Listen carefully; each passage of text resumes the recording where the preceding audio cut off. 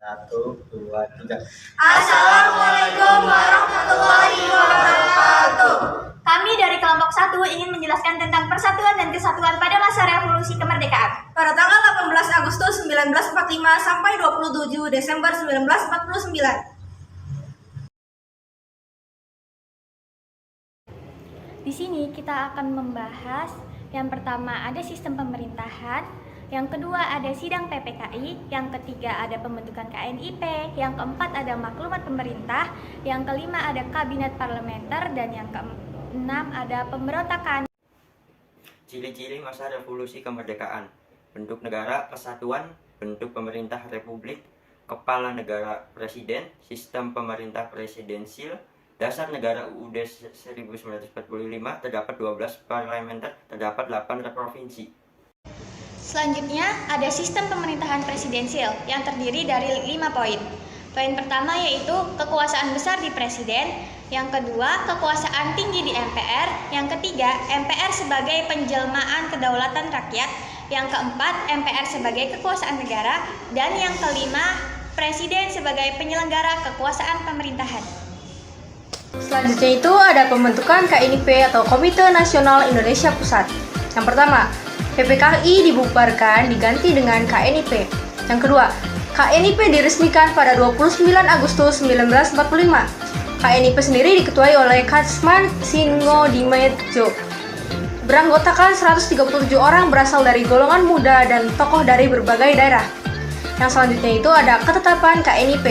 Yang pertama, berpusat di Jakarta. Kedua, sebagai penjelmaan cita-cita bangsa untuk menyelenggarakan kemerdekaan. 3. Pernyataan dari rakyat untuk hidup aman sebagai negara merdeka. Selanjutnya ada sidang PPKI. Nah, PPKI sendiri melaksanakan 2 sidang. Sidang pertama dilaksanakan pada tanggal 18 Agustus 1945, yaitu menetapkan Undang-Undang Republik Indonesia dan menetapkan presiden serta wakil presiden.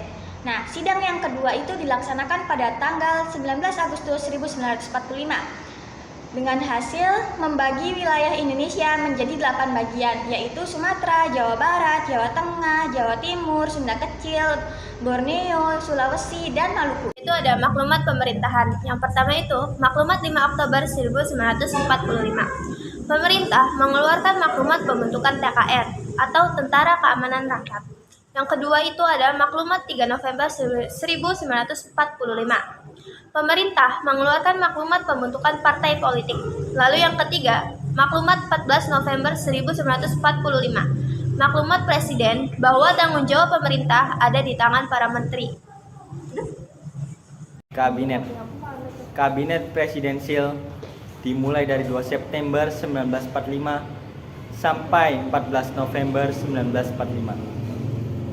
Kemudian yang kedua ada Kabinet Syahrir 1 yang dimulai pada 14 November 1945 sampai 12 Maret 1946. Kemudian yang ketiga ada Kabinet Syahrir 2 yang dimulai dari 12 Maret 1946 sampai 2 Oktober 1946. Kemudian yang keempat ada Kabinet Syahrir 3 dimulai dari 2 Oktober 1946 sampai 3 Juli 1947. Yang kelima ada Kabinet Amir Syarifuddin I yang dimulai dari 3 Juli 1947 sampai 11 November 1947. Yang keenam ada Kabinet Amir Syarifuddin II yang dimulai dari 11 November 1947 sampai 29 Januari 1948. Kemudian selanjutnya ada Kabinet Hatta I yang dimulai dari 29 Januari 1948 sampai 4 Agustus 1949. Kemudian selanjutnya ada Kabinet Hatta II dimulai dari 4 Agustus 1949 sampai 20 Desember 1940. Kemudian ada Kabinet Darurat yang dimulai dari 19 Desember 1948 sampai 13 Juli 1949. Nah, selanjutnya itu ada pemberontakan Partai Komunis Indonesia. Pemberontakan ini terjadi di Madiun tahun 1948. Pemberontakan ini merupakan kelompok komunis yang tergabung dalam Front Demokrasi Rakyat atau biasa disebut sebagai FDR. Ada 4 kelompok yang tergabung dalam FDR, yakni PKI, PSI, PBL, dan SOPSI. Mengetahui adanya pemberontakan, pemerintah langsung memerintahkan kesatuan-kesatuan TNI yang tidak terlibat adu domba untuk memulihkan keamanan di Surakarta dan sekitarnya. Operasi ini dipimpin oleh Kolonel Gatot Subroto. Selanjutnya yaitu ada contoh penerapan Bhinneka Tunggal Ika dalam kehidupan sehari-hari.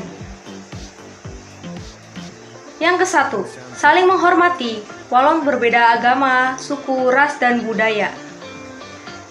Yang kedua, hidup rukun di lingkungan keluarga, sekolah, dan masyarakat. Dan yang terakhir, berlaku adil terhadap siapapun baik di sekolah, rumah, atau masyarakat.